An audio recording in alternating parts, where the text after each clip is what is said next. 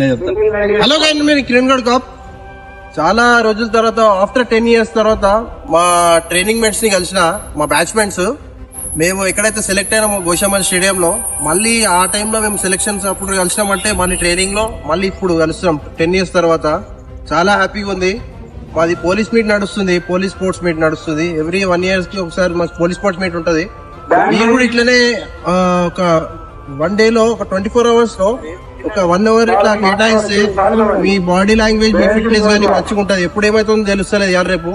మీరు కూడా ఇట్లా మంచిగా స్పోర్టివ్ గా ఒక గేమ్ అనేది తీసుకొని ఒక 1 hour మీరు కేటాయిస్తే బెటర్ అని చెప్పేసి నా సజెషన్.